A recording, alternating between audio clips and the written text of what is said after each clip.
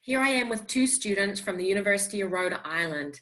Let's start with you, Melissa Franco, who's a second year student at the University of Rhode Island. How has COVID-19 impacted your experience as a student? Hi, Michelle. It's impacted being a student in a lot of ways. We've transitioned to online learning, and we're doing lectures online, and we're doing practical exams online, which sounds a little crazy, and it is, but it's working. And we've had to cut short our integrated clinical experience rotations, it doesn't affect my my curriculum as much, but I know for a lot of the first year students, they're stressed because the curriculum's getting moved around a bit. They're switching things so that the musculoskeletal classes that would typically be in the summer are now being moved, and there's some additional skills checkoffs for things that couldn't have been completed this semester. So it's definitely changing things, and to make sure that we're going to be competent going forward and graduating. Well, it's great to hear that there's changes happening, and I'm sure online learning has some major challenges. Erin Sayles is a third year student. How has COVID-19 impacted your final years your final days as a student? Yeah, so the biggest thing has been my final clinical was canceled about 5 weeks and 1 day in. So there was a lot of uncertainty at that point, if I could even graduate, if I could sit for the licensing exam, what would that impact in the future? So thankfully, CAPTE has come out with some new guidelines, and it's looking like it'll be less of a struggle for me to graduate on time, but there's still a lot of uncertainty there. We've had to move a few things around, do some extra assignments to talk about what did we miss and how are we going to fill in those gaps.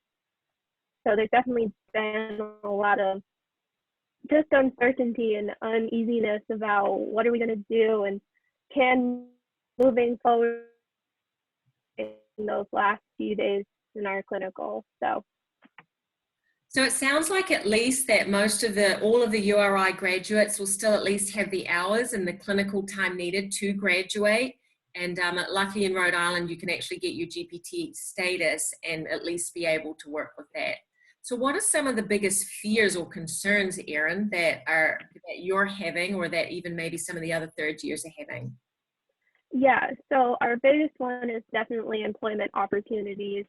We're very unsure when those will even come out, when we'll be able to apply for them, if they'll be there for us to apply for. I know personally, it's a thought process of, I know there's a lot of skilled PTs that have had more experience than us who are currently without a job right now.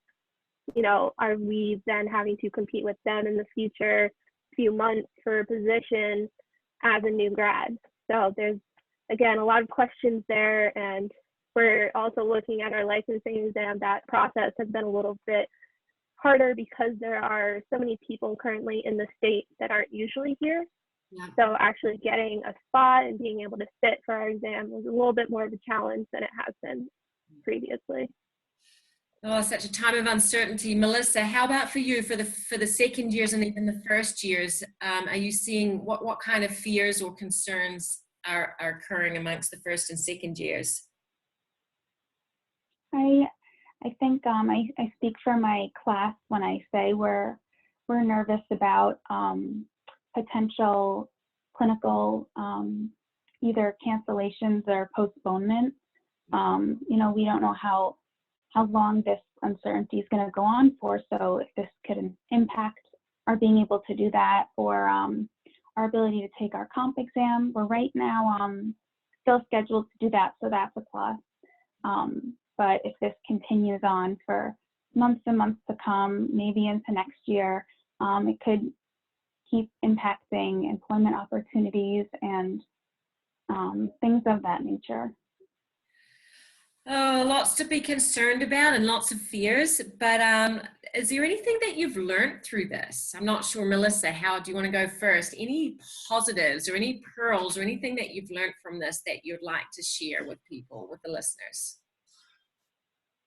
I've learned more about the nature of the healthcare system, and the heart that goes into it, about being on the front lines. And you hear all these stories. I heard just today that at some medical centers, all hands on deck, PTs are being asked to, because they're used to transferring and holding people up, to start moving bodies after people have deceased. And it's a scary thought, and it's different, but with all hands on deck, I think it shows that we all have one common goal, and it can be scary, but it's also a beautiful thing. You can think of it that way. Melissa. I mean, it's a shame that we have to go through something like this for students to think like that, but I think that's amazing and will ultimately help you guys all be, better clinicians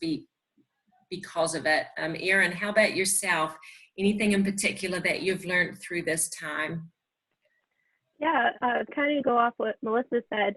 It was really awesome to see when this whole pandemic started and the healthcare system was really having to get down to the people that need to be there, that PT was a part of that, and that we really are essential within this healthcare system, and the services that we provide are so needed, and we're able to help in so many different ways, not just with the patients, but within the system.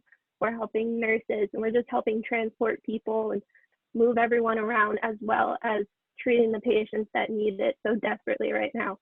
So I think as somebody who's about to graduate and enter into this workforce, that's really awesome to see, because it showed we do need to be here, and we're wanted, and we are necessary to our healthcare system. So seeing that and knowing that that's the work that I'm going to do is very inspiring, and definitely very humbling, and just inspired me to keep going, and that this might be difficult right now, but I will be able to do something very helpful in the future. Well, seriously. I second that, Erin. Oh, Well said. you both make me so happy, because I'm even humbled and proud myself to be a PT in these days, because you see the impact we're truly having on people's lives. And I couldn't be more grateful than to have the next generation of physical therapists coming empowered by this, despite very tragic situation, but inspired to be ultimately amazing healthcare providers, and really essential in the future of not only our state, but our whole society. Melissa, Erin, please give my best to all of your students. Thank you so much. You guys are awesome, and we really appreciate all the work that you're doing. And we wish you the best for your graduation and for your jobs. Thank you, Michelle. Thank you so much, Michelle.